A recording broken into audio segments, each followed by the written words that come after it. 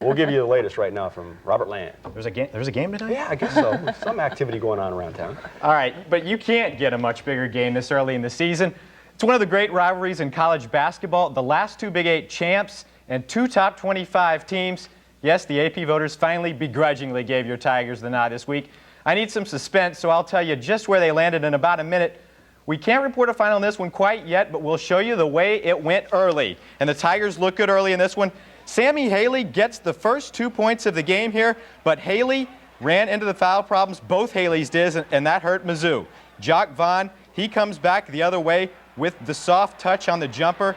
And the Tigers, they didn't want this one to get out of hand, and so Paulo Linney, who's done it all year, buries the three. 22 points so far in this one for him. But then Roy Williams' team starts to take control. With the Haley twins in foul trouble, Pollard misses, but no help inside from Missouri, and he can put back his own miss. Kansas up by 13 at the half. Right now it's 84-78 late in that one. To the polls now, and I promise the top 25, I'll deliver. Upsets cause mass confusion at the top, and fittingly, UMass takes the top spot. There's Kansas at number 3. The second 5 features UCLA, who had a chance at number 1 until the Oregon debacle. 11 through 15 features the 2 Arizona schools. And now the drum roll, please. And there at number 17, the Missouri Tigers. Of course, that changes almost as soon as tonight's game is over, and the final group sees Iowa State, the last of 3 Big 8 schools in the top 25. Notice that Nebraska is now gone. The team I mentioned in the 8th spot, Syracuse, was in action tonight. A Big East tilt with Villanova. Let's pick it up with 11 ticks on the clock. Villanova free throw puts them up by 2, but then silky smooth Lawrence Moten, the 3 gives them the lead. The Syracuse holds on. The Wildcats' final desperate attempt wouldn't have mattered if it went. They call it travel. Syracuse escaped 61-60 the final. From college to area high school round ball, the Tipton guys are 11-1. They stomp Bunston. New Bloomfield still looking good, and South Callaway continues to impress in 2A. Jeff City blows out Boonville. Eldon over Knob Noster. In girls, it's Hickman blowing out Eldon. And the Tipton girls just as impressive as the boys. And finally, Sedalia over Boonville.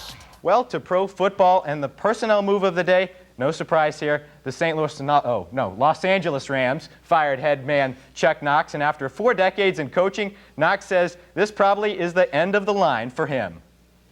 And it's been 41 years in coaching, 32 years in the National Football League, and without some great character players and great efforts on their part, we would not have had the success that we've had over the years, and that's what I want to think about.